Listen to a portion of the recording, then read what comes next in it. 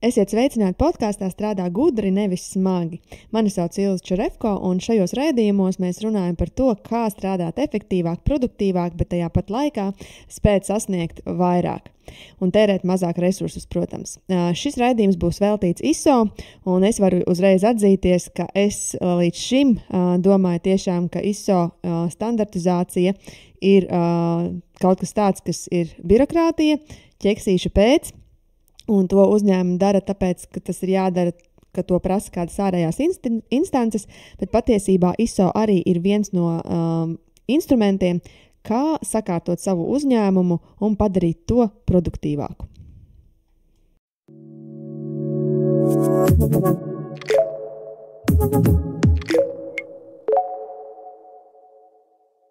Šodien pie mums viesos ir Kaspars Jākapsons. Un Kaspars ir eksperts ISO jautājumos. 6 gadi tu esi pavadījis, vai ne? Tieši ar ISO un certifikāciju. Lai būtu precīzi 6 gadi ar certifikāciju, ar ISO būs 3 gadi. Ok. Nu, lūk, un tajā uzņēmumā, kurā tu agrāk strādāji ar ISO, tad notika gan ISO certifikācija, bet jūs arī nodarbojāties ar certificēšanu, kas nav varbūt ar ISO, bet kaut kādi tur bija personāla certifikācija, tur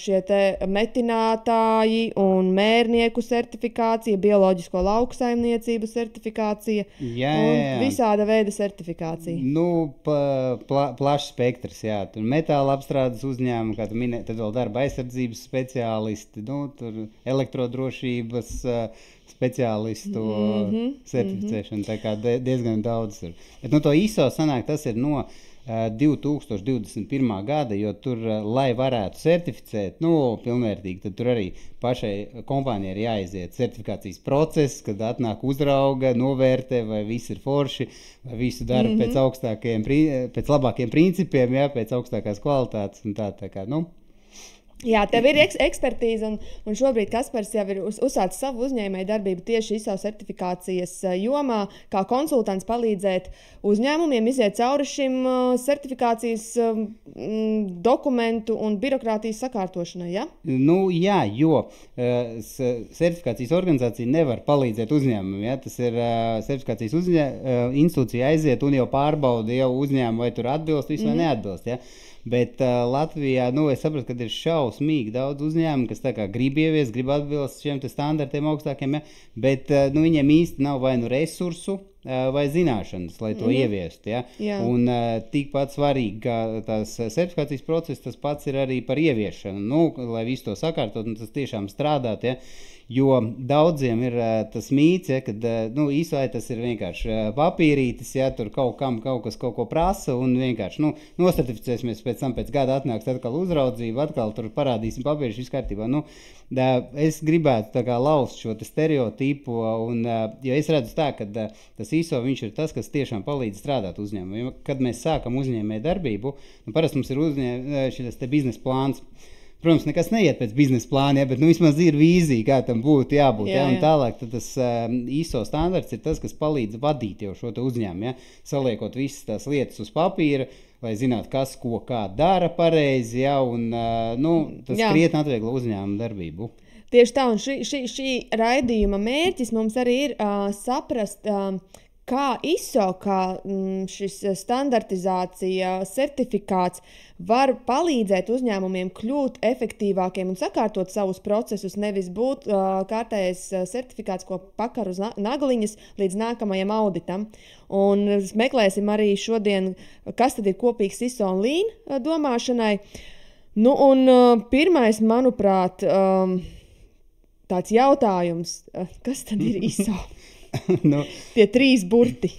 ISO tas ir angliskais International Standardization Organization. Ja? Tad, latvisko tas būtu starptautiskā standarta organizācija. Ja?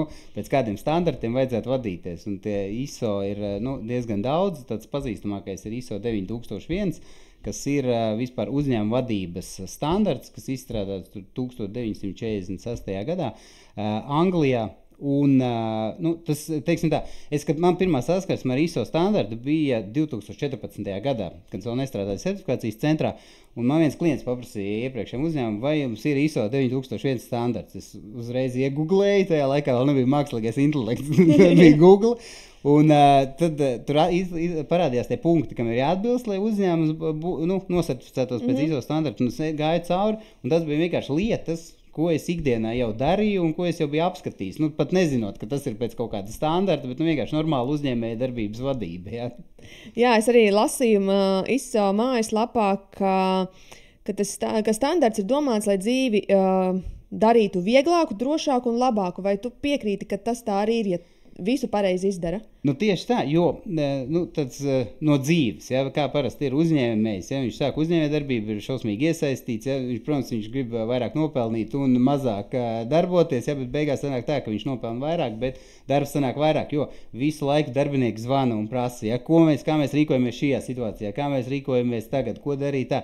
Un tas ISO standarts, viņš paredz to, ka vienkārši šīs lietas tiek aprakstītas. Un tālāk, ja cilvēkiem ir jautājumi darbiniekiem, tad vienkārši viņus novirza, kur iepazīsties, mums ir tāda un tāda procedūra, ja, tur viss tas ir aprakstīts. Līdz ar to arī atvieglojās uzņēmuma vadīšana, uzņēmuma īpašniekam paliek vairāk laika, ko viņš var izmantot, attīstot uzņēmējdarbību, strādājot ilgtermiņā, tur lielos mērķus liekot, ja, un attīstoties tā, ka viņam nav tas ikdienas darbs jāveic un jāiesaistās ikdienas procesos tik daudz. Protams, tāpat ir jāiesaistās, bet vismaz pamatlietas, kas ir ikdienas, tās var aprakstīt un visiem darīt zināmas. Bet tas, ko tu šobrīd izstāstīji, tas tieši attiecās uz to 9000 standartu par uzņēmumu vadību, kad vadītājs var replicēt šīs savas procedūras rakstiskā veidā, lai cilvēki skatās standartos, nevis iet un prasa katru jautājumu. Pat ne standartos, viņiem ir jāskatās vienkārši iekšējās procedūrās. Ikdienā, ja saskarās visu laiku ar vienu un to pašu problēmu, visu laiku viens un tas pats zvans, to vienkārši var uzlikt uz lapas, lai nav katru reizi jāpārstāst. Ja, viens un tas pats. Līdz ar to tad iekonomējas laiks un var veltīt vairāk laika attīstībai. Jā. Klau, tu minēji, ka tas viss ir radies 1948. gadā Londonā.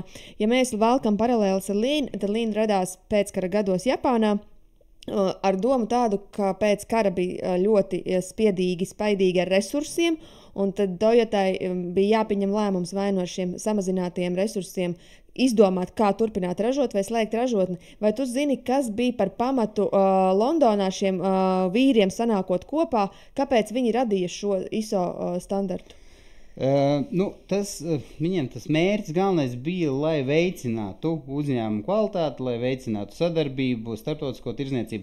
Un tad izveidot kaut kādu standartu, pieņemsim, ja tu redzi, ka tavs sadarbības potenciālais partneris ir certificēts pēc ISO standarta, tu zini, ka viņu uzņēmums ir sakārtots. Kādā mērā tas var variēt, ja, bet ir kaut kāda pamatprincipa, ko viņš ievēro savā uzņēmumā. Līdz ar to viņš ir uzticamāks sadarbības partneris. Ja. Mūsdienās ir plaši pieejama informācija. 48. gadā tik plaši tā informācija nebija pieejama. Ja. Līdz ar to tas bija tāds kā super labs rīks, ja, kad pārbaudīt, cik uzticams ir šis uzņēmums un vai viņš spēs tur izpildīt to, ko viņš ir apsolījis saviem sadarbības partneriem. Un tā, un arī, kas ar Lean ir paralēlis, ja, kad arī optimizēt šo te darbību, lai tas būtu produktīvāk un nestu lielāku pievienoto vērtību.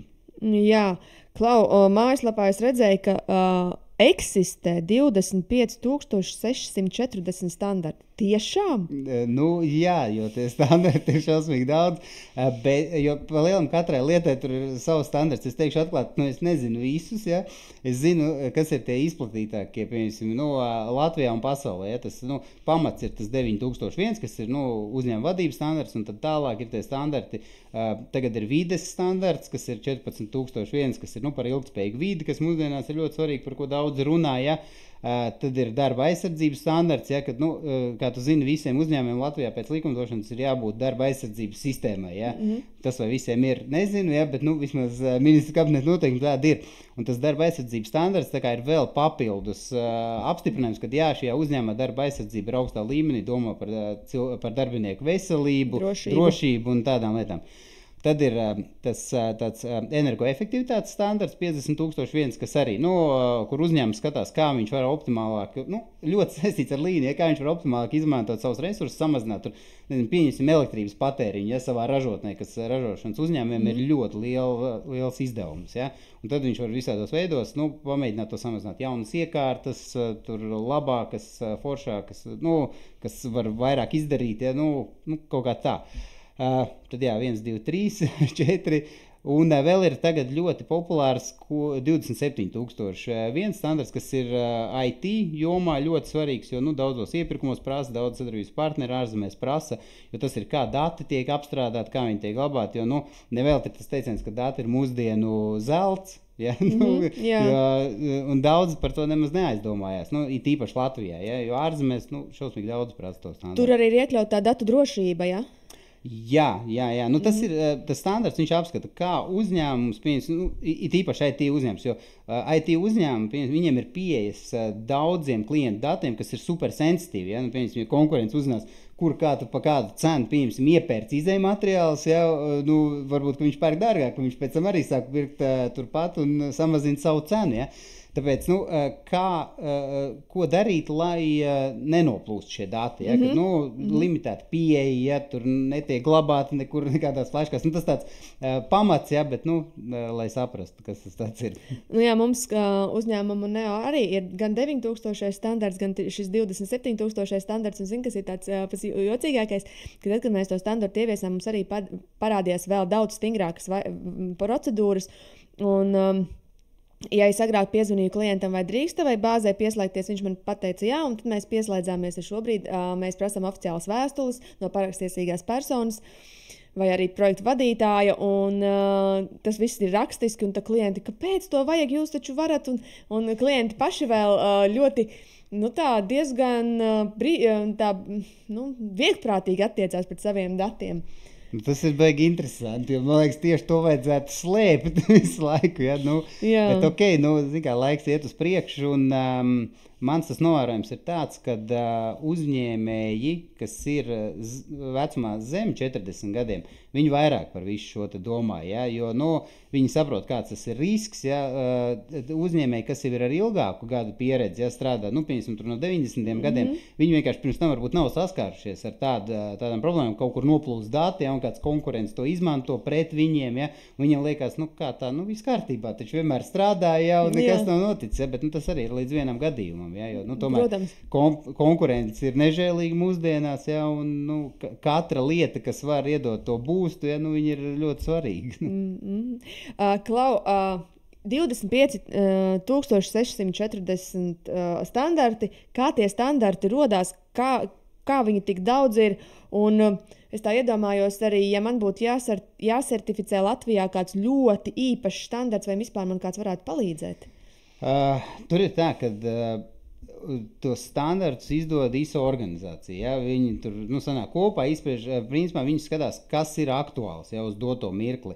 Iespējams, ka nevarētu, jo Latvijā, vismaz cik es zinu, nav, jo uz katru standartu iet akreditācija, arī certifikācijas organizācijas. Ja? Un, respektīvi, ja tas standarts ir tik specifisks, ka iespējams kādam Latvijā viņu vajadzēs, ja?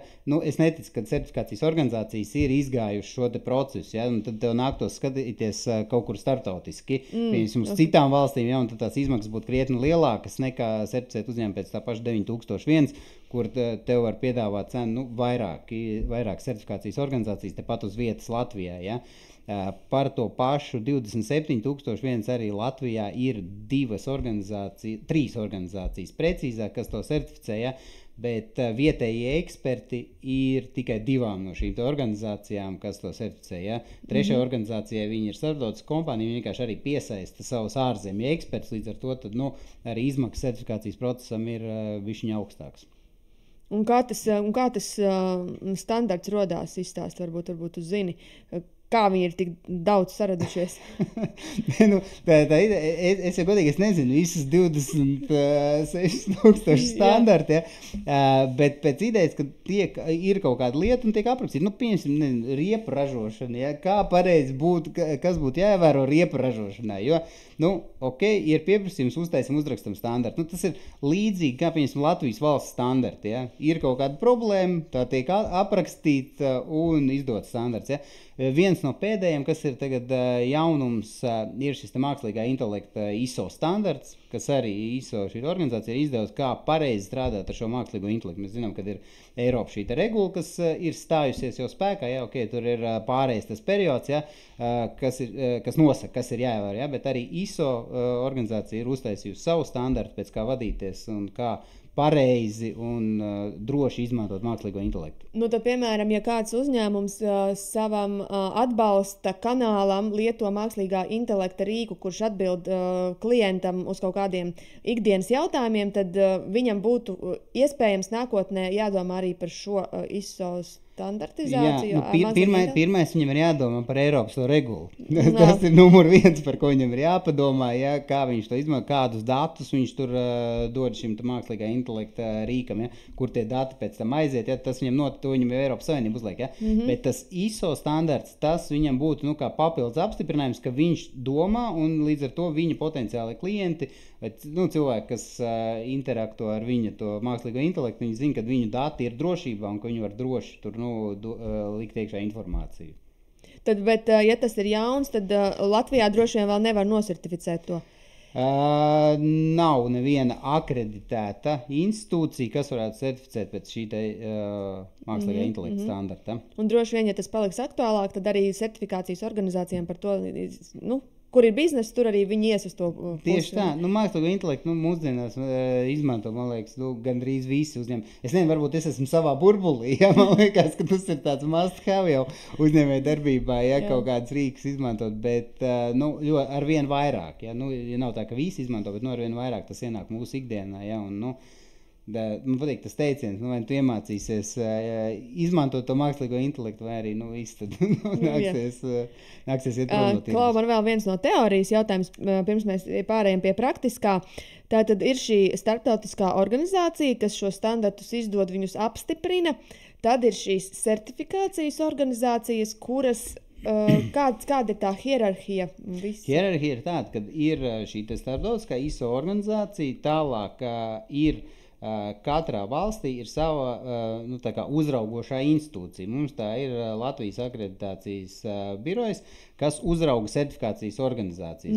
Tāds kā certifikācijas centrs, Biro Verits, kas mums Latvijā arī ir tirgus spēlētājs tāds. Un pie šīm certifikācijas organizācijām arī katru gadu dodās ciemos un uzrauga, vai viņi visus ievēro, visus standarts un visi ir forši un vai viņi paši dara visu tā, kā vajadzētu. Ja? Un tad tālāk ir certifikācijas organizācijas, kas jau var certificēt uzņēmumus, respektīvi apstīties, vai uzņēmums ievēro šo standartu. Ja ievēro, atbilst visām tam standartu prasībām, tad arī izsniegt šos certifikātus, kas ir kā kvalitātes garants potenciālajiem sadarbības partneriem.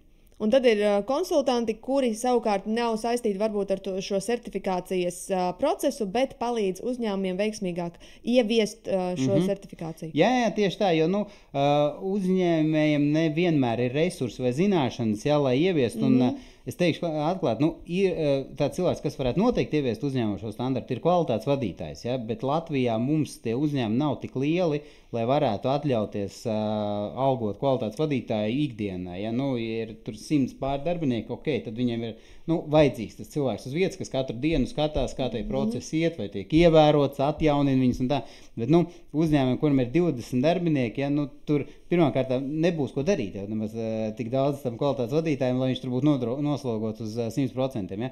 Un tad uzņēmumiem ir tas jautājums, labi, mēs gribam tam atbilst, ja?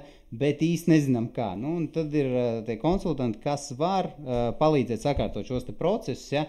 Un tā ISO ieviešana jau nav tāda, kad ieiet uzņēmumā un uzrakst no jauna, kā jums ir jāstrādā. Tur jau ir tā sinerģija, kad satiekamies, uzņēmums izstāsta, kā viņš dara tos procesus, tad apstamies, kā tas atbilst vai neatbilst ISO standartam. Ja neatbilst, tad tad vajadzēs kaut ko pamainīt, ja?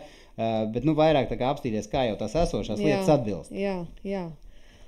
Šito mēs arī iesim pie praktiskās daļas.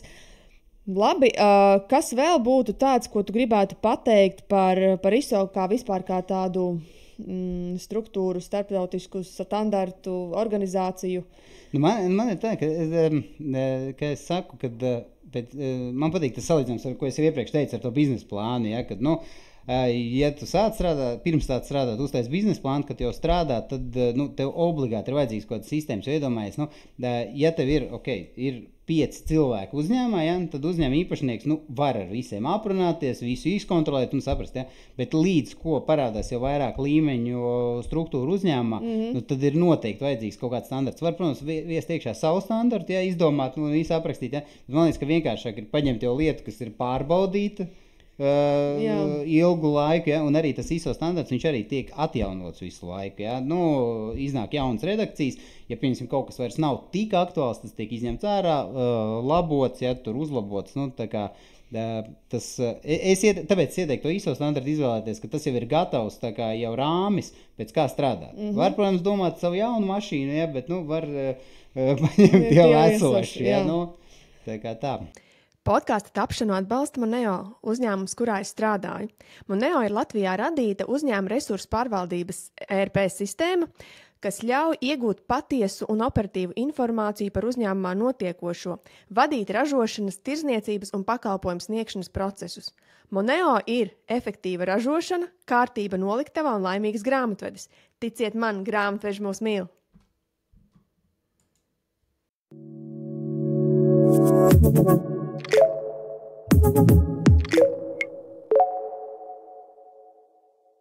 Un tad mēs pāriesim pie praktiskās daļas. Kāpēc uzņēmumiem vajadzētu viest? Tu jau tā kā izstāstīji, bet varbūt tu esi redzējis gadījumus, kad uzņēmumam viņš nav gatavs vai varbūt nevajadzētu viest. Zin kā, vajadzētu noteikti visiem uzņēmumiem ieviest šo standartu, bet ir bija viens gadījums, kad uzņēmums vērsās pie mums, ka vēlās nosertificēties pēc 9001 standarta un 14001 standarta. Mēs visi izrunājam, es viņam prasu, kā jums ir, vai jums tur ir kvalitātes vadītājs, vai jums tur visi tie procesi ir sakārtot uzņēmumā. Man teica, ka mums tur 2005. gadā mēs bijām certificēti pēc tās ISO standarta, mums viss ir. Nav iemesls apšaubīt, ja. Tālāk ņēma saskaņoja laiku, ja, kad auditors var pie viņiem aizbraukt uz auditu. Pienāk tā diena, un tagad man dienas vidū, pat beigās, man zvana auditors un saka, klausies, Kaspar, es aizbraucu uz uzņēmumu. Nav viņam nekā, viņiem ir kaut kāda vecas procedūras, ko neviens nepārzina, neviens nezina, kas ko kā darīt, kas tas tāds vispār ir, tur viņiem ir krietni vēl jāgatavojas, ja, tad uzņēmums ņēma, gatavojās no jauna, kamēr visu tur izlaboja, visu salika pēc jaunās tās redakcijas standarta, beigās nosertificējās, jā, bet, tas pirmais bija, ka viņam viss ir super, brauciet ciemos, tā īsti nebija. Klau, pēc tava stāsta sanāk, ka ir jāsagatavojās, tas nav tā vienkārši gribam ISO, brauciet mūs auditēt. Ir jāsagatavojas un jāpiet nopietni. Jā, tieši tā, jo man ir bijuši interesanti gadījumi, ja, kad sazināmies ir interesi, ja, vajadzētu, gribam nosertificēties pēc ISO, un tad man saka, mums vajadzētu to certifikātu pēc nedēļas, ja, es prasu, jums viss ir gatavs, viss ir salikt. Nē, mēs tur kaut kas, mums ir kaut kas tā arī nav, tomēr ir jābūt gatavam uzņēmumam, jo tas nav tā vienkārši, nedēļas jautājums, jā, viss ISO ir gatavs. Labi, vidējs uzņēmums 150 cilvēki, ražošana, ko mēs vēl varētu pielikt klāt, apgrozījumu, 10 miljonu apgrozījums, lielas ražošanas telpas ar 10 000 kvadrātmetriem. Cik ilgi būtu jāgatavojas šādam uzņēmumam? Es pieņemu, ka kaut kādas procedūras viņiem jau ir noteikti, diez vai viņi strādā vienkārši tāpat, ja, ka nav nekas aprakstīts.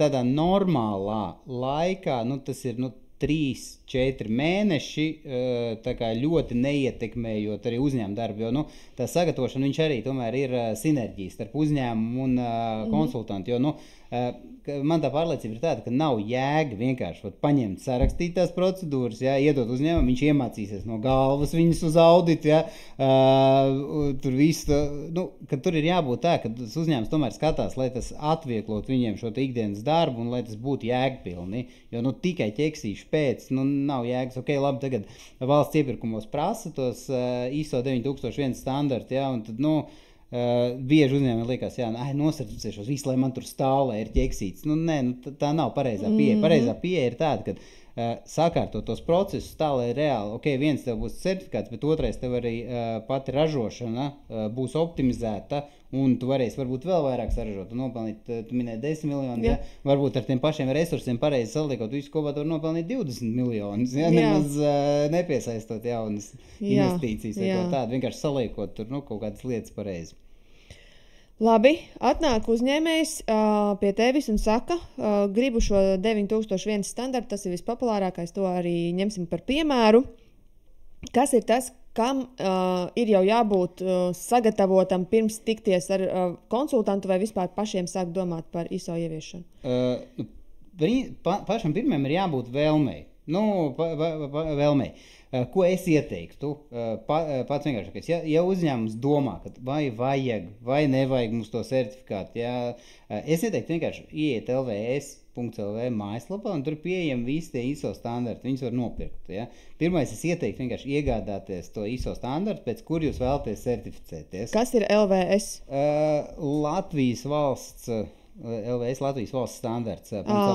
Pie viņiem var nopirkt, tur ir arī daudz latviskās versijas tiem standartiem, līdz ar to, jo viss tās standarts var nopirkt ISO oficiālajā mājaslapā, bet tur ir visas angliskās versijas. LVS.lv var jau latviskotās versijas nopirkt. Tiem, pazīstamākiem standartiem ir viņas latviskot. 9001 noteikti ir, un tad pirmais, ko es ieteiktu, aiziet tur, nopirkt to standartu un iepazīties, kādas ir tās prasības, un tad jau saprast uzreiz, varbūt jau ir kaut kas tāds, ko jau uzņēmums dara, varbūt ir kaut kādas neskaidrības, kā tieši to punktu izpildīt, Un tad tālāk nākošais, tas būtu punkts jau saprast, vai to var uztaisīt in-house, vai ir kāds cilvēks, kas ir kompetents, varbūt kāds darbinieks, kurš ir izgājis kvalitātes vadību, augstskola, dabūjis diplomu, varbūt viņš to var izdarīt. Ja nav, tad jau runāt ar konsultantu, un tad jau arī uzņēmums zinās, kas viņam ir, viņš jau varēs izstāstīt, šodien ir punkts tāds, tam jau mēs esam procedūras jau šeit tādas sagatavojuši, tās jau mums ir. Un tad var apstīties, vai tās atbilst, vai vajag uzlabot, vai var izmantot tās pašas un pakonsultēt, kā tās pārējās procedūras aprakstīt. Tā es ieteiktu sākt. Klau, bet kas tajā standartā rakstīts? Tur ir rakstīti tie punkti, kuriem obligāti ir jābūt, bez kuriem nevar certificēties. Ir standarts, vispār viņš ir ļoti garš. Ir lielie punkti, kuriem obligāti, ja kāds no tiem punktiem 18, vismaz viens nav apskatīts, vispār ir pilnībā noignorēts, tad nosertificēties pēc tā standarta nevar. Tā ir būtiska neatbilstība standartam un certifikātu nevar saņemt. Okay. Piemēram, viens no punktiem ir klientu apmierinātības mērīšana. Un tad auditors atnāk paprasta, kā jūs mērēt klientu apmierinātību. Ja uzņēmums pasaka nekā un negribam un netaisamies, tur ISO certifikātu nevar saņemt. Tas ir tajā 9001 certifikātā? Jā, tas ir tāds. Un tad vēl tāda interesanta lieta par šito te, kad jārēģē uz visām sūdzībām ir klientu, ka nevar vienkārši aizgājis spamā. Šitam es negribu atbildēt, ne. Jo tā ir arī tāda, tā ir tā kvalitātes garantija, kad potenciālais klients redz, viņi ir certificēti pēc ISO, līdz ar to, ja mums nesaies kaut kas un kaut kas tur nebūs tā kā plānots, tad noteikti mēs uzņēmums to risinās, nevis aizsūtīs uz spamu, kaut kur. Jo, ja viņi nerisina, tad var vērsties šis te klients certifikācijas organizācijā no sākuma, jo katram tam ISO certifikātam ir izdevēja organizācijas numurs, pēc kur var saprast, kas kā, kuru organizācija to ir izdevusi. Viņš var sazināties ar organizāciju, un tad organizācijai certifikācijas ir jāsazinās ar savu klientu, kam ir tas ISO standarts, un jārisina šī situācija. Ja certifikācijas organizācija nereaģē vispār tā kā, arī saka, atvainojiet, mēs nesaņēmām jūsu sūdzību, tad jau tālāk var iet tajā Latvijas akreditācijas birojā un jau sūdzēties par konkrētu certifikācijas organizāciju, kas jau, neviens nav interesēts, lai par viņiem sūdzās. Līdz ar to tad, tas garantē, kad tiks izskatīta šī sūdzība. Tie ir tādi divi punkti. Piemēram. Tātad aizējam uz lvs.lv, paņemam sev interesējušo standartu, izlasam un saprotam, vai mēs vispār atbilstam un esam spējīgi tos punktus izpildīt. Nākamais, kā tas process, tad ņemsim to, ka nāk konsultants. Okay. Nāk konsultants, viņš iepazīstās ar uzņēmums saka, no 18,9 man ir, otru 9 man nav. Kā tālāk?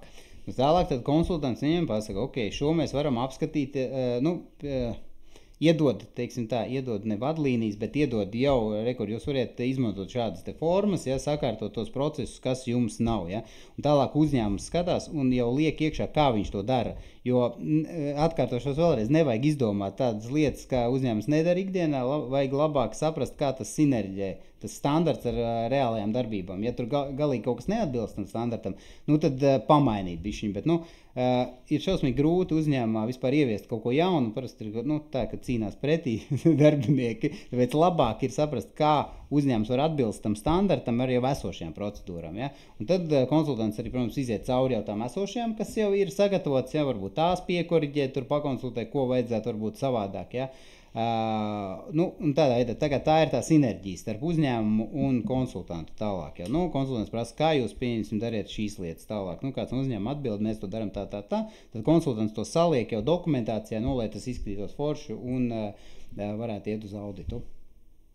Tātad tu arī piedalījies, labi, tu neizdomāsi procesus, bet tu būsi tas, kurš tos procesus kā konsultants apraksta un uzliek pareizi uz papīra, lai tas būtu saprotams auditoram, jo tu jau arī zini, ko tas auditors skatās, vai ne? Šī ir viena svarīga lieta. Es pats neesmu ISO tāds guru eksperts, ja, jo tur tomēr cilvēkam ir vajadzīga izglītība, jo ISO standartā vienmēr ir jābūt kādam pamatojumam. Ja? Kāpēc tu esi eksperts, kāpēc tu esi konsultants? Ja? Tur ir izglītība, pieredze un viss tas pārējais. Ja? Bet strādājot šajā sfērā, man ir atlasījušies cilvēki, kas var to izdarīt, ar kuriem es sadarbojos. Jo ieliekot Google ISO konsultācijas, ja, tev izliks daudz varianti, ja, un tīri zināt, kas ir tas, kas tur labi sagatavo dokumentus, kas nē, ja, tur tomēr nevienmēr tas, kas izlaiž pirmais, būs labākais variants. Ja. Un līdz ar to, ar šo pieredzi 6 gadu, ja, kur 3 gadu ISO certifikācija, es no auditoriem arī esmu dzirdējis, ja, ka, kur ir forši sagatavot dokumenti, ja, un kur, nē, kur nav tik labi un nav tik kompetenti. Ja. Tā kā, es pats nepozicionēju sevi kā ISO ekspertu, ja, kas var ieviest šos standartus. Ja. Es zinu lielās vadlīnijas, kas tiek prasīts, ja, bet tieši visu tā dokumentu sagatavošanā tur man ir cilvēki, kam ir augstā izglītība šajās lietās. Bet tātad šis cilvēks, viņš iet un skatās un saliek tos procesus tā, lai tas atbilstu tam, kā vajadzētu izskatīties, jo droši vien arī uzņēmums pats viņš var zīmēt visādus struktūras schēmas un klucīšus un bultiņas, un viņam liekas, ka viņš to sapratīs, bet atnāks auditors un neko nesapratīs. Tāpēc vajag droši vien kādu, kas palīdz to izdarīt trešai pusē saprotam. Jā, tieši tā.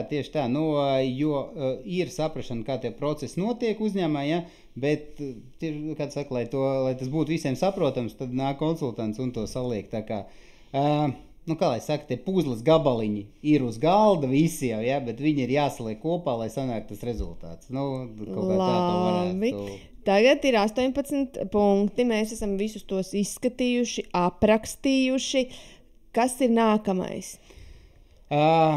Tur paralēli šim, kad tiekās jau ar konsultantu, ja, tad es jau ieteiktu izvēlēties arī certifikācijas organizāciju. Paši var izvēlēties? Jā, protams. Tur uzņēmums var izvēlēties. Viņš var uzrunāt vienu, vairākas, ja, salīdzināt tur cenas, salīdzināt, kāda ir attieksme no certifikācijas organizācijas. Ja, tā kā, un tajā laikā, kamēr jau gatavo šo standartu ievieš, tikmēr jau izvēlēties, kur viņš īsti certificēsies, jo ir tā, ka tas, par ko esmu pārliecināts, kad jāpiedalās arī konsultantam ir auditā, jo, uzņēmums pats stāsta audita laikā, ja, uzņēmējs, kā viņš ko dara, ja, Bet ir kaut kādas lietas, varbūt, kur viņš, nezinu, tur apmulst, jo daudziem ir tā, ka audits ir uzreiz tāds bailes. Ja? Tāpat kā no eksāmena, kā mēs visus zinām, pat varbūt tā, ka mēs visus zinām kaut kādā, nezinu, augstskolas priekšmetā, bet tik un tā, pirms tā eksāmena ir nedaudz satraugums. Ir. Un tad, tas konsultants, kas ir tā kā, bišķiņ tā kā neitrālāks, jau ar lielāku pieredzi auditos, ja, tad ir forši, ja viņš ir blakus un var paturēt rociņu, teiksim tā, ja. Tad tālāk, izvēlās to certifikācijas organizāciju, tālāk ar certifikācijas organizāciju saskaņo laikus, kad auditori ieradīsies, noauditēs uzņēmumu un izies visām tie dokumentācijai cauri, jo audita laikā jau arī skatās ne jau tikai dokumentāciju. Ja viens jau ir dokumentācija, bet otrais ir reāli, kā tas dzīvē ir, līdz ar to tad ir arī auditori aprunājas ar darbiniekiem, vai viņi zina, vai viņi ir informēti, jo tam ISO standartam viņam ir arī prasība, lai būtu darbinieki informēti, jo kāda jēga ir ieviest standarts, ja neviens nezina, kā tad mēs īsti strādājam. Jā. Līdz ar to tad, tas audits, viņš nav, ja sagatavošana ir ilgāks process, tas ir 4 mēneši, kā es tev minēju, tam ražošanas uzņēmumu, iedomātiem, jā. Tad audits viņam nebūtu 4 mēneši, tas būtu vairākas dienas. Tas būtu audits ražošanā, birojā, ja vēl ir kaut kāda veikala vai kaut kas tāds, ja katrā tajā juridiskajā adresē tur auditors aiziet, aprunātos, apstītos, kā tur cilvēki, cik ir informēti par to, kā uzņēmums strādā un tādas lietas. Tas varētu tādam uzņēmumam, es negribu baigi kļūdīties, bet tas audits varētu būt kaut kādas, 4 dienas, 5 dienas. Tam, ko es minēju pirms tam ar tādam uzņēmumam, kur ir, es neatros precīzi, man liekas, 150 darbinieki, kaut kas tāds, ražošana, tad, 3 līdz 5 dienas, es domāju, ka tur auditā vajadzētu iekļauties. Uzņēmumam ir jāmaksā par pašu audita veikšanu arī, ja? Jā, tur ieguldījumi ir tādi, ka no sākuma, ja piesaist konsultantu, tad ir jārēķinās ar konsultantu izmaksām, tas var variēt atkarībā no tā, cik standartus ieviest grib uzņēmums, tālāk, cik liels ir uzņēmums, jo, protams, ja uzņēmums ir lielāks, viņam ir rentās filiāls, vairāk darbības virzieni, tad darbs tur ir krietni lielāks, nekā, ja uzņēmumam ir viena vieta, office, piemēram, 20 cilvēki, pieņemsim telemarketingā, 20 cilvēku uz vietas atrodas, tas ir viens, ja uzņēmumam ir 2 ražotnes vai 3, viena Liepājā, Daugavpilī, Rīgā, tad tās izmaksas būs bišķiņ savādākas, Un arī certifikācija tieši tāpat tās izmaksas uzņēmumam, kuram ir viena biroja vieta, kur, ir 20 cilvēki, kas lielāko daļu dara vienu un to pašu darbu, tad tas audits ies ātrāk, jo tās procedūras nav tik daudz. Un jo vairāk ir amata vienības, jo vairāk ir kaut kādas filiāles, jo tas process ir ilgāks. Jā, un tātad ir šis te audits notiek.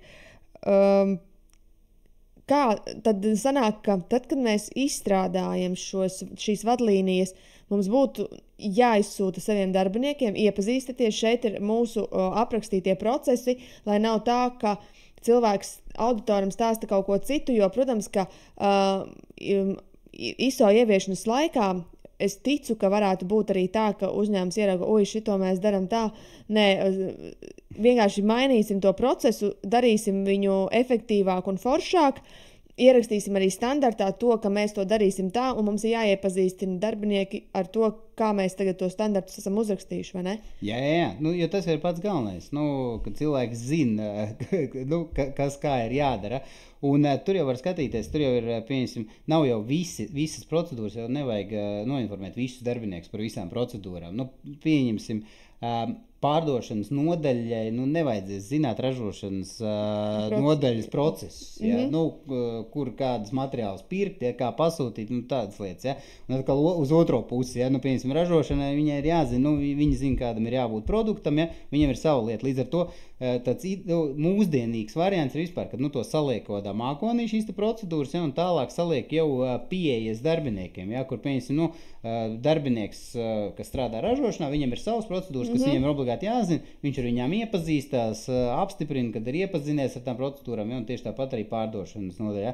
Un tad, var skatīties, varbūt tur kādam vajag atkal kaut kādas citas pieejas uztaisīt, bet, to var mainīt.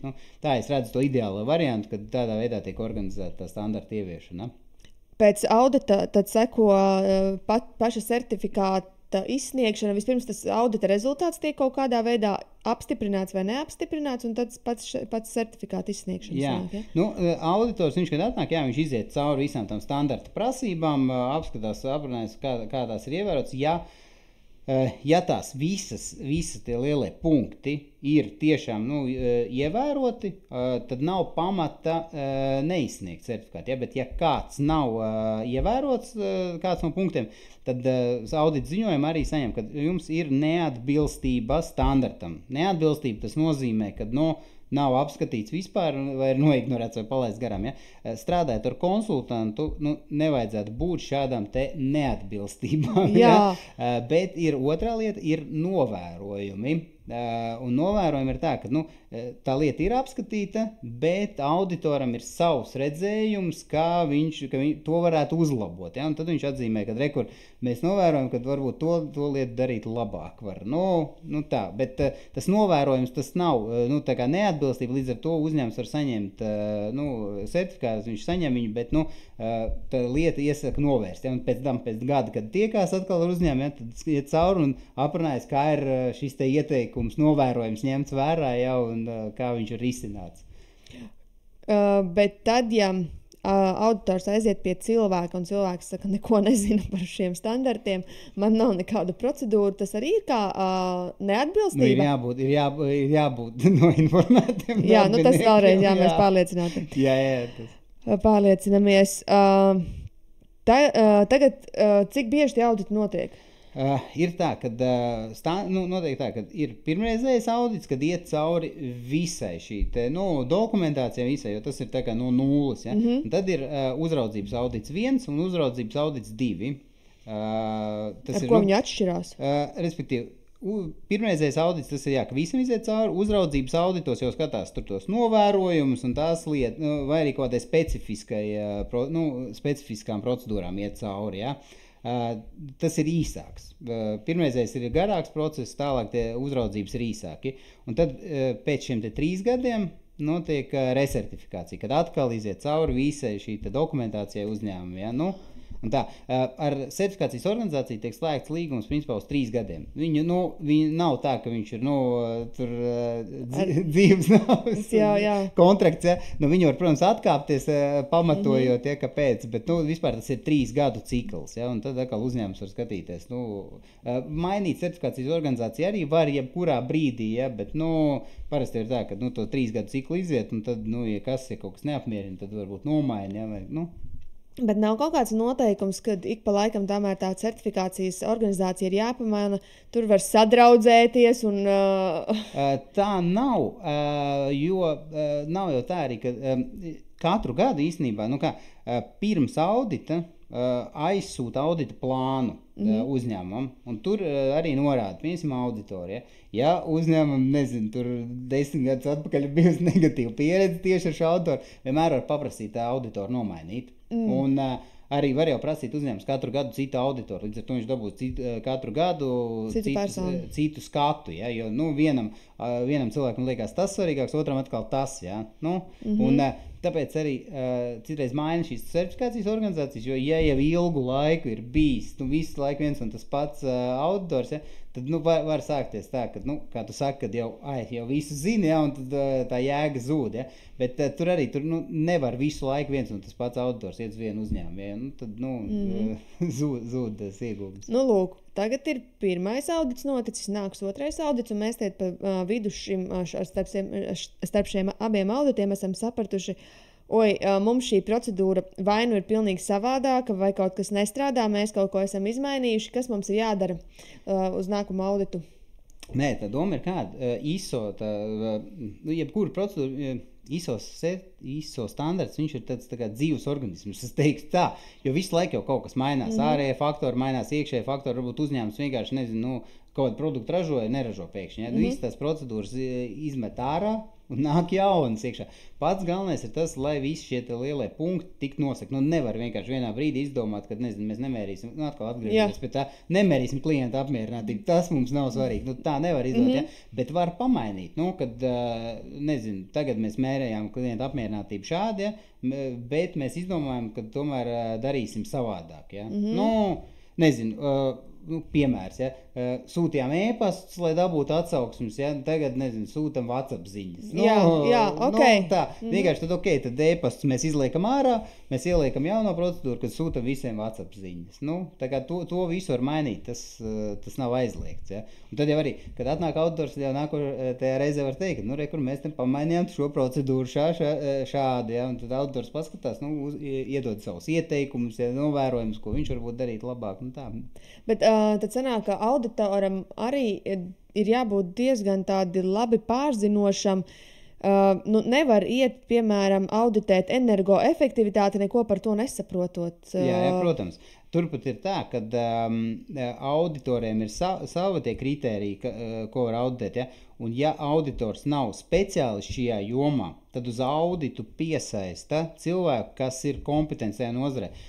Piemēram, auditors varbūt ir ar pieredzi kokapstrādē, ja? Tur viņš tā kā zina visus tos procesus, bet metāla apstrādē viņš kā auditors, viņš pārzina to standartu, bet viņš nezina tieši specifisko nozari. Tad uz šo te auditu pieaicina klāt arī vēl ekspertu, kurš tā kā novērtēja, palīdz auditoram, ja, un arī var uzdot jautājumus kaut kādus un tā, Tā kā tas arī ir apskatīts standartā, ka nevar vienkārši viens auditors, tur nezinu, sākot ar kokapstrādi, jā, beidzot tur, māju būvniecību.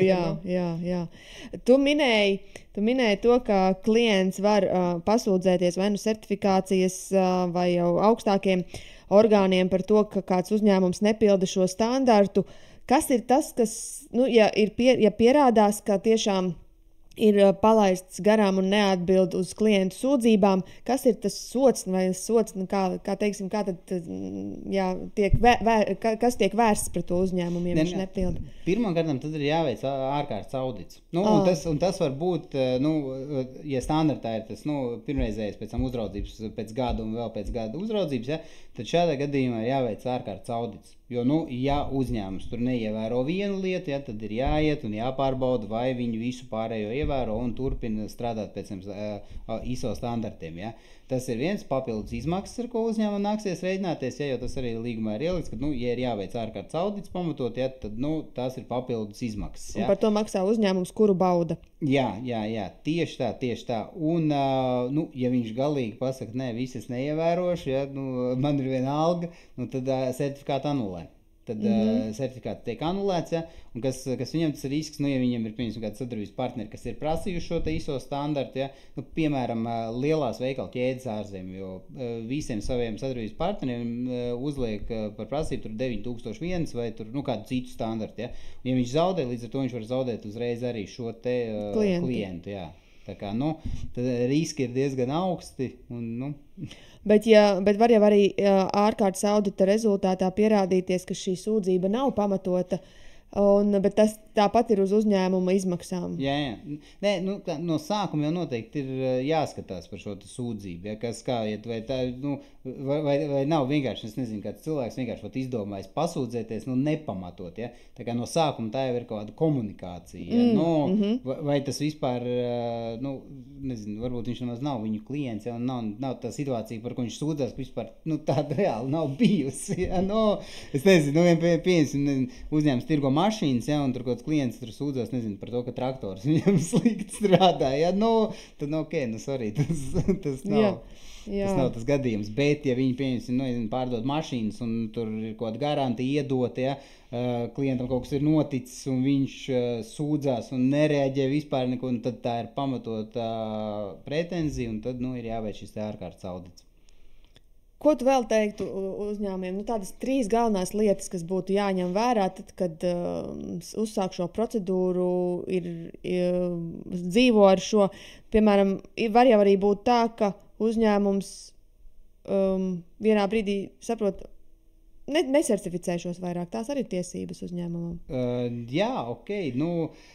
Ziņā es teikšu tā, ka mans tas novērojums ir, pilnīgi atklāti runājot, ja uzņēmums strādā Latvijā tikai, viņam nav vispār nekādu plānu piedalīties kaut kādos valsts iepirkumos vai startēt kaut kādos ārzemju tirgos, viņš tur, viņam ir sava niša, to viņš dara, viņam tur lielie veikalu ķēdes, viņam neinteresē, nezinu, savs mazs veikaliņš, ražo tur sukāts. Ja?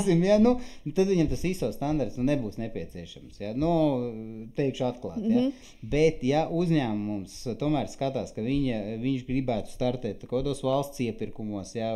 Vai gribētu paplašināt savu darbību uz ārzemēm, tad es ieteiktu atrast šos līdzekļus un iziet šo certifikācijas procesu, jo skaties, tā doma ir tāda, pieņemsim, moduļu māja ražotāji. Mums Latvijā ir diezgan daudz uzņēmumu, ja, un ir labāk, ir sliktāk, ja, bet tas tirgus piesātināts. Galvenais viņu klients, ir Latvijas segments, ja, bet diezgan daudz tomēr strādā vai grib strādāt uz Skandināviju, kur tas pieprasījums ir krietni lielāks un arī maksāt spēja un viss ir foršāk. Ja. Prasības arī, protams, viņiem ir līdz ar to arī augstākas. Ja? Un uzņēmums, kas tikko grib iestartēt tajā tirgo, kā viņš pierādīs tam potenciālam klientam, ka viņš ir labāks? Nu, viņš aizsūtīs, varbūt, ka viņš arī taisa vislabākās tās mājas, ja? Iespējams. Bet ko pirmais tas attīstītājs Skandināvijā pastīsies? Viņš pastīsies, kādi jums tur certifikāti ir, ja? Un ja viņam nav te ISO nekāda certifikāta, viņš varbūt nemaz nebrauks apskatīties uz Latviju, jo viņam te pieteikumi no Latvijas, Lietuvas, ja, nāk tur ja, kad no vislabākajiem moduļu māju ražotājiem, ja? Jā. Un viņš jau nevar braukt katru reizi uz Latviju un Lietuvu un tur skatīties, sūtīt savus cilvēkus, vai tiešām tā ražotne ir tik forša, ja? Un vai tur viss ir kārtībā. Ja? Līdz ar to tas ir tāds tā kā apstiprinājums uzņēmuma kvalitātei. Ja? Jo, ja būs viens uzņēmums, kuram ir tas ISO certifikāts, varbūt viņš neražo tik labas tās mājas kā otrais uzņēmums, kuram nav, ja? Bet atbrauks pie tā, kuram ir tas certifikāts un beigās sadarbosies ar to. Ja? Tā nav garanti, nav jau tā, ka uzreiz klienti liekas virsū, ja? Līdz ko ieliks mājaslapā, ka ir nosertificēts uzņēmums pēc ISO 9001 vai tur citi standarti. Ja? Bet tas palīdzēs atvērt tās eksporta durvis, ja? Un kā es arī minēju, valsts iepirkumos, cik es skaties, tad īpaši NBS, ja uzņēmumam potenciāls sadarbības partners klients ir NBS. Nacionālajie bruņotie spēki. Jā, Nacionālajie bruņotie spēki, kas mums tērē, Siliņa, man liekas, teica, ka 3% no iekšzemes koprodukta, viņa budžets superliels ir, jā. Tad es ieteiktu tomēr pirms vispār skatīties, tur iziet to certifikācijas procesu, jo viņi prasa. Un kāpēc viņi prasa? Tāpēc, ka viņi arī grib savu uzticamu sadarbības partnerus. Viņi negrib tādus uzņēmumus, kas ir uztaisīti vienkārši vienā dienā, ja, un tagad viņiem kaut ko piegādās. Viņiem tomēr vajag kvalitatīvus sadarbības partnerus. Klau, tu minēji par to, ka, protams, lielākā daļai uzņēmumu ir šīs mājaslapas, tajās mājaslapās arī tas tiek publicēts, ka ir šis standarts, vai tur arī ir droši vien kaut kādi standarti, kā pareizi kādus logo lietot, kādos lielumos, kādās krāsās. Tur nevar ierakstīt vienkārši ar roku ISO. Katram uzņēmumam, kas iziet certifikācijas procesu, certifikācijas organizācija viņam iedod šos te materiālus, ko viņš var izmantot. Pats pirmais e-pastā apakšā, ko var ielikt, ja, un tur ir aprakstīts, kā viņus pareizi lietot, kā viņus izmantot, kā neizmantot. Ja, un tajā e-pastā īstenībā laba lieta, tas var tieši būt forši nostrādāt, jo ja, tas pats moduļu māja ražotājs sūta to e-pastu, savu to pirmo, ja, un ja potenciāli sadarbības partneris pastās lejā, tur ir tā ISO zīmīte, varbūt tas būs tieši tas, kas nostrādās, un pateiks, šitam vajadzētu atbildēt, ar šito mēs te sarakstīsimies. Jā. Tā kā ir, atbildot savu jautājumu, ir vadlīnijas, kā lietot, kā nelietot, un tas katram tiek izsniegts. Par kādām tādām lielām kļūdām tu vēl varētu pastāstīt, ko uzņēmēji, tās lielākās kļūdas, ko pieļauj šajā procesā? Lielākās kļūdas, man liekas, ir viena lielākā kļūda, kad uzņēmējs, viņš pieņem lēmumu, ka viņam vajag, viņš grib certificēt uzņēmumu pēc ISO standarta, viņš ir pieņēmis lēmumu, kad viņš pats nenovirzīs savus resursus vai viņam nav kompetences, un viņš izvēlēsies konsultantu. Ja? Un tad tālāk domāt, kad paņems viņam visu sarakstīs un iedos rekur šeit, ja? Tālāk viņš to čupiņu aiznesīs auditoram, iedos, ja? Un viss būs kārtībā, viņš saņems ISO certifikātu. Un tā galvenā kļūda ir tāda, ka tas tomēr ir jāiesaistās arī pašam, jo tam ir jābūt jēgpilni, un bet arvien vairāk uzņēmēji to saprot. Un tas īstenībā, par ko arī Latvijā bieži runā par to produktivitāti, kas mums ir zemā līmenī. Ja? Tāpēc, ka ārzemēs tie standarti tiek ievēroti vairāk. Man personīgā pieredze arī ir, ka vislabāk tiem standartiem atbilst ārzemju kompānijas, kas ir šeit Latvijā, kurām ir ražotnes. Ja? Jo viņām lielās kompānijas jau ir ieviesuši sev mājas zemē šos visus standartus, un šeit viņi uzliek tos pašas prasības šeit, un viņi vienkārši, viņiem ir viss tik forši aprakstīts, visi noinformēti, ja, ir tādi pāris gadījumi, ko es arī pats esmu redzējis, ja, kur ieejot ražotnē ir vienkārši wow. Ja, viss ir skaidri, viss ir redzams, ja, tur ir aprakstīts, kas ko kā darīt ar kaut kādiem brāķiem, ja, kā kvalitāti pārbaudīt, kas tur pārbauda, ja, un viss tas ir aprakstīts un forši, un tā ir īstenībā arī, tāpēc varbūt arī tie lielie uzņēmumi ir tik, nevis var būt, bet tāpēc arī viņi ir tik lieli, ja, un attīstījušies, ka viņiem ir tas viss process sakārtots, ja. Un Latvija atkal, varbūt ir forši, jo var uztaisīt uzņēmumu, tev ir forši ideja, forši produkts, un tā kā līs ir lieliski, ja, bet, vienkārši ir haotisks tas darbības, kas tev rada papildus izdevumus, tur, nezinu, kaut ko nepaspēja laikā, krītās reputācija, un beigās arī lieliskā ideja vienkārši var, nozust. Jā, izčabēt. Jā, tieši tā kā. Tu jau ļoti vairākus minēji tādus punktus, kur es galvā pie sevis jau domāju, jā, tas tāpat kā līnā, tāpat kā mēs runājam par efektivitāti un līnu. Un man ir pierakstīti 10 punkti, par ko mēs varētu izrunāt, kur tu redzi kaut kādus saskaras punktus. Ja mēs runājam par līnu, tad ieviešanai, mēs neviešam līnu, tāpēc, ka tas ir hypes, un tas ir kruta, un tas ir super, un to visi dara. Mēs viešam tāpēc, ka jābūt kaut kādam mērķim. Tas ir tas pats arī ISO, vai ne? ISO vienam no tiem punktiem, kad ir jābūt definētam uzņēmumu mērķim. Ir jānosaka uzņēmuma mērķis, ja?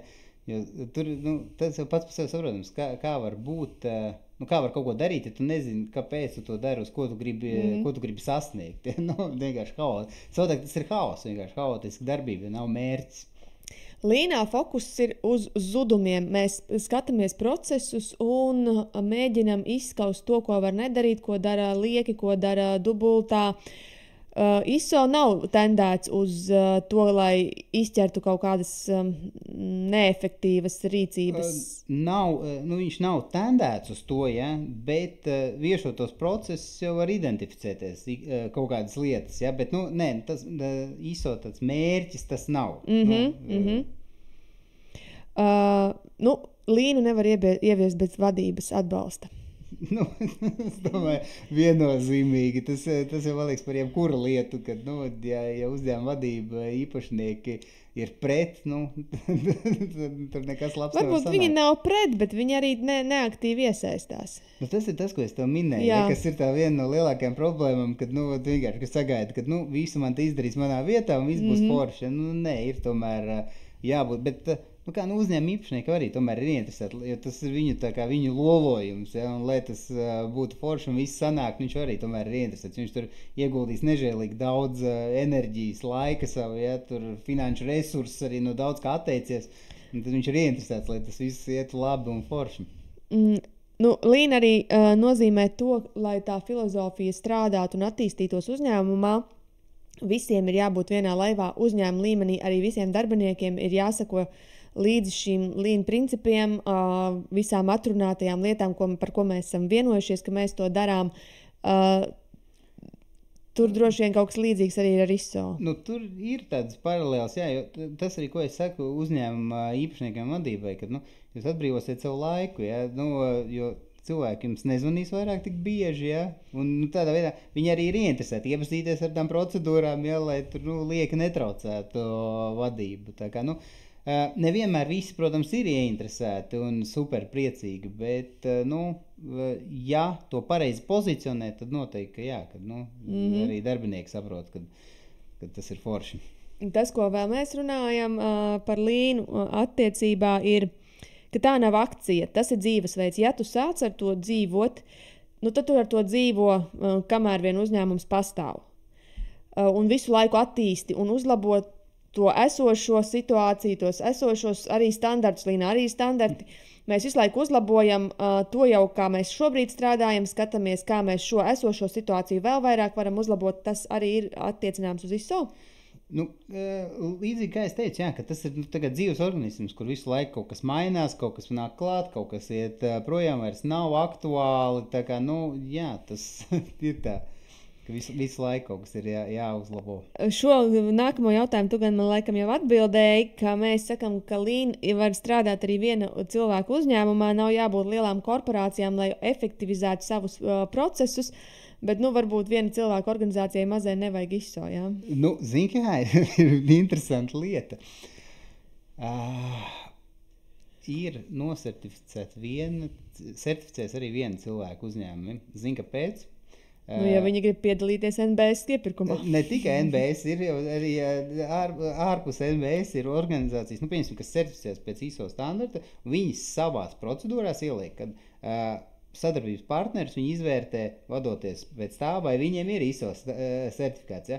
Un tad, piemēram, šis lielā kompānija var paprasīt savam sadarbības partnerim, kas viņam varbūt tur piegādā kaut kādas detaļas vai kaut ko tādu, lai viņš nosertificējās pēc ISO. Ja? Un tad tas cilvēks ņem un apraksta visas savas darbības, ja? Kas īstenībā nav nemaz arī slikti, jo tad viņam ir pašam tāds checklists, ja? Kas ko kā darīt un pēc kā vadīties. Un ja viņš pēc tam pieņem darbā kādu darbinieku, tad viņam nav jādomā kaut kas jāraksta no jauna, viņam jau viss ir gatavs, viņš iedod iepazīties darbiniekam šo te procesu. Klau, bet jautājums par šīm viena uzņēmuma organizācijām certificēties var arī uzņēmums, kas nav SIA vai akciju sabiedrība, kas ir pašnodarbināta persona? Es to teikšu atklāti. Es to nevarēšu atbildēt. Manā pieredze nav individuāli komersanti, kas būtu, godīgi es neesmu pēc skaties. Bet es varu pateikt, ka manā pieredzē tā nav. Pārsvarā tie ir SIA, jo individuāli komersanti. Zini, kāpēc varbūt individuālai komersanti ir vairāk tas, ko es arī minēju, kuriem nav īsti pievienotā vērtība no tā ISO certifikāta, tieši no certifikācijas. Ja? Process, viņi var ieviest tādu savā uzņēmumā, ja? Bet tā pievienotā vērtība no certifikācijas viņiem nebūs tik liela. Ja? Kas kaut ko mājās ražo, vai tā, viņiem ir savs tas tirgus, viņi caur Facebook, TikTok, ja tur pārdod to savu produkciju, viņiem visi ir labi, viņiem tas certifikāts nav topā, tāpēc arī iespējams nav saskāršanās bijusi ar tādiem. Leans ļoti daudziem asociējas tieši ar ražošanas uzņēmumiem, jā, tas ir tur cēlies un visvairāk arī metodas ir balstītas tieši uz ražošanas procesiem, bet mēs Leanā sakām, ka tas to var valsts iestādes izmantot, pakalpojums sniedzēji. Arī ISO nav nekādu ierobežojumu kaut kādās jomās, tas dar visa veida uzņēmumiem. Jā, principā var certificēties jau kādu no tirdzniecības uzņēmumiem, ražošanas uzņēmumi, pakalpojums sniedzēji. Tur nav noteikti nozara, kad nē, te nevar. Visas nozares var certificēties. Latvijā tā tendence ir, kad ražošanas uzņēmumi certificējās, jo viņiem prasa vienkārši, tie sadarbības partneri, ja viņi grib augt, tad viņiem tas ir tāds must have. Būvniecības netik ļoti, nē, tas nav vēl tā aizgājis. Valsts iestādes? Valsts iestādes, jā, bet tur arī pēc dažādiem standartiem ir tas 50,001 standarts, kur ir tā, ka viņš ir daļēji obligāts. Viņš ir nozarēs, kas ir lielas enerģijas patērētāji, tur gan bišķiņ mainīsies tie nosacījumi, bet tagad ir variants vai nosertificēties pēc ISO 50,001, maksāt tur sodus vai uztaisīt energo auditu uzņēmumā. Ja? Un tad ir Jūrmālas dome, kas ir certificējuši šo 50,001 standartu. Tas tāds no dzīves piemērs. Labi. Ieviešanas laikā darbinieki nereti izrāda pretestību. Tas ir Leanā, un es jau minēju arī dzirdēju no tevis, ka tu teici, ka tur ir tā, ka darbinieki izrāda pretestību. Jebkura lieta, es domāju, tu arī sapratis, jebkura jauna lieta, kaut vai viņi ir lieliski, viņi no sākuma būs ar pretestību, jo kā cilvēki ir pieraduši viņiem ir savu komforta zonu, viņš zina, tagad es daru tā, viņš jau ir atradis kaut kādu shortcutiņus, ko kā nedarīt, kā tur optimizēt kaut ko, un te pēkšņi ienāk ar jaunu procedūru, kad tagad mēs to darīsim tikai tā, atkal kaut kas jāmācās no jauna, un tad pēc tam paiet laiks, Un tad jau īstenībā pēc laika jau cilvēks saprot, ka, hei, kā es vispār tā kā agrāk, kā es tā varēju kaut ko darīt, ja?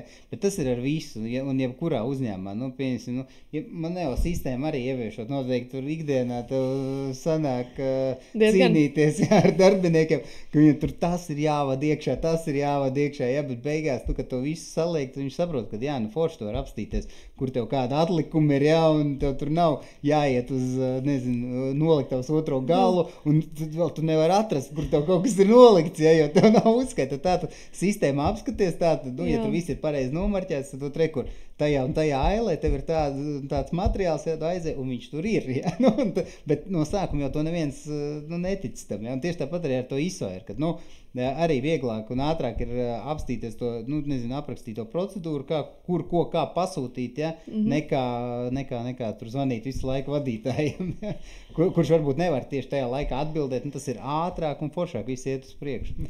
Jā, un pēdējo 10. jautājumu, man liekas, arī tu man esi atbildējis, ka bieži vien Lean būtiski maina uzņēmumu ieradumus un domāšanu. Arī ISO ir par to, ka ir jāmaina ieradumi un domāšana, lai strādātu labāk un jaudīgāk.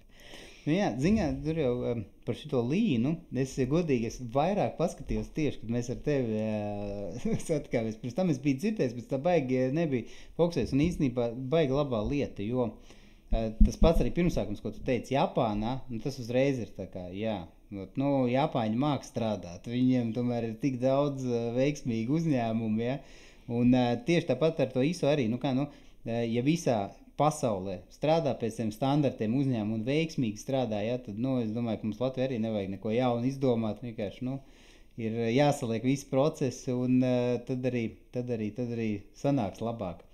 Man tāds dzīves piemērs bija iepriekšējā uzņēmē darbībā bija tā, kad mums bija 2 filiāles uzņēmuma Liepāja un Daugavpils. Mēs izdomājam ar kolēģi tajā laikā, nevajag mums mētāties pa 2 pilsētām, esam Rīgā, kas tā kā nosacas, pa vidu, ja, visai Latvijai. Un pirmais mēnesis negāja tik labi un forši, kā gribētos, kāda bija rezultāti iepriekšējās pilsētās.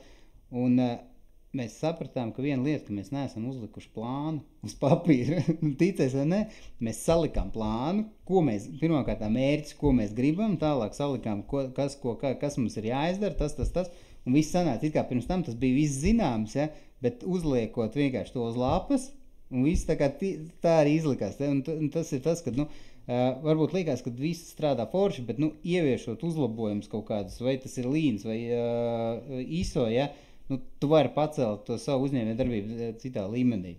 Jā. Man ir līdzīgs stāsts par to, ka mēs ejam ieviest sistēmas, un, protams, mēs esam to darījuši vairākas reizes un vairākos uzņēmumos, daudzos, bet tad, kad tu paņem līdzi to čeklistu, kam ejam viest noliktavu, tātad produktu kartiņas, ček. Nezinu, tur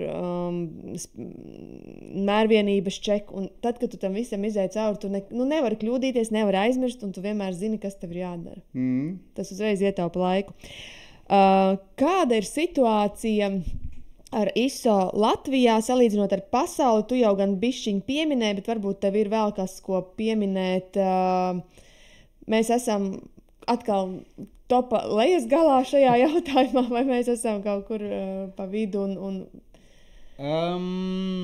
Es neteiktu, ka lejas galā, ja, ir arvien vairāk. Ja. Iepriekš, ir tā vecie stereotipi, kad tas ir dokumentu kalns, nevienam nevajadzīgs, reiz gadā noslauk putekļus, parāda auditoram, ja viss kārtībā, ja, atkal uz gadu noliek. Ja. Tas ir tas galvenais stereotips, jo arī pat ar uzņēmumiem, ar kuriem es esmu runājis, viņas, man prasa to ISO, bet man negribas tur to birokrātiju un tā, tur visus tos papīrus tur taisīt. Un tad es viņam saku, ka nē, tā tas nav, tas jau ir vairāk priekš jums, un tad, kad parunāja ilgāku laiku, ja, šo uzņēmumu izstāst viņam tu iztos iegumus, tad viņš arī beigās saprot, vai vēl labāk, kad viņš iziet visu to procesu, ja, sagatavo visu tās procedūras, ja, bet viņš saprot, forši ir labi strādāt pēc šiem standartiem, ja, nevis tā, kā es strādāju iepriekš. Un tas ar vien vairāk, tā kā, šie tipi laužās, un ar vien vairāk ir šie uzņēmēji, kas saka, jā, es gribu sakārtot to visu, jo es gribu, es nezinu, kā latviski to pateikt, skeilot. savu uzņēmēju darbību paplašināt. Paplašināt, uzlabot, jā. Jā, replicēt vai, jā. Angliski man vienkārši tas vārds scale. Kad, lai to darītu, attīstītu un strādāt ilgtermiņā, tad ir vajadzīgas tās sistēmas, jo vēl kas ir, Latvijā mums nav tik izplatīta, piemēram, uzņēmuma pirkšana un pārdošana, ja?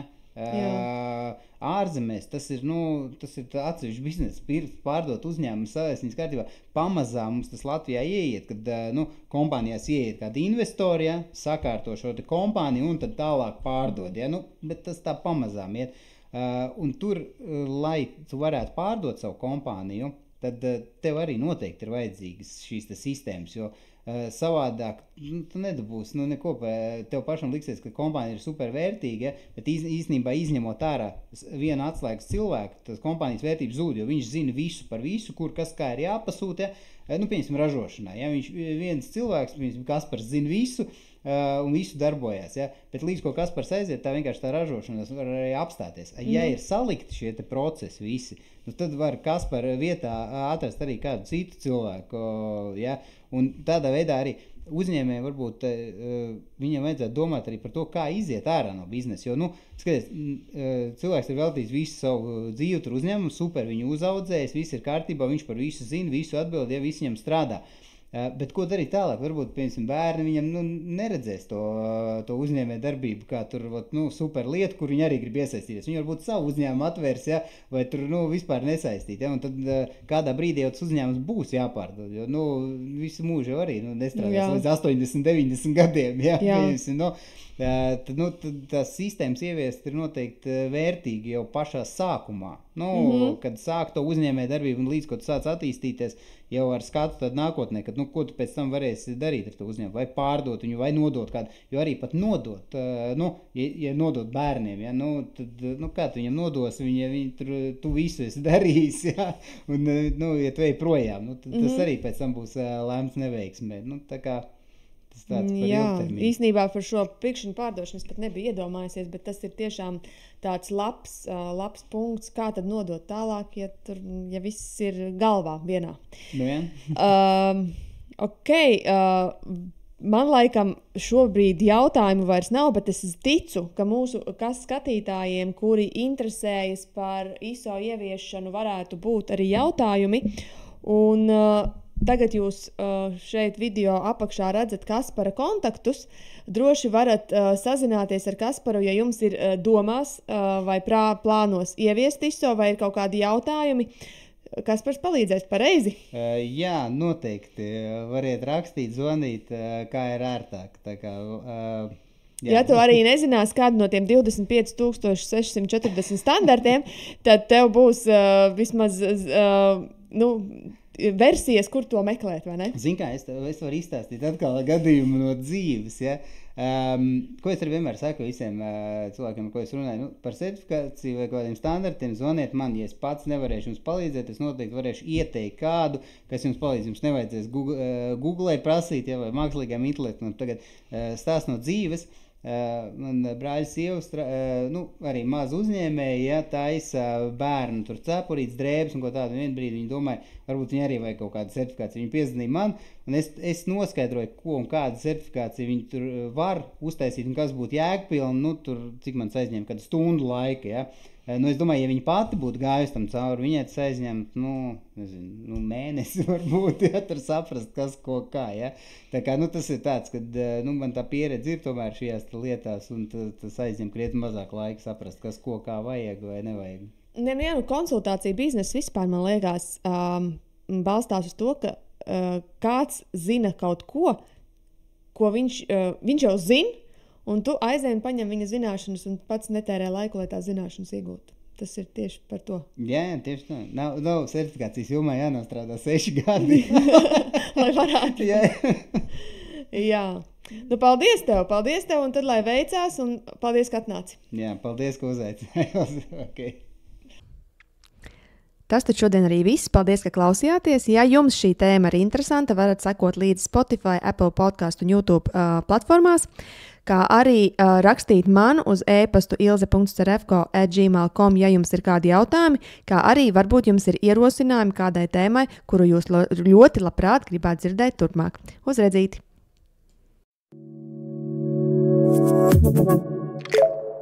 Thank you.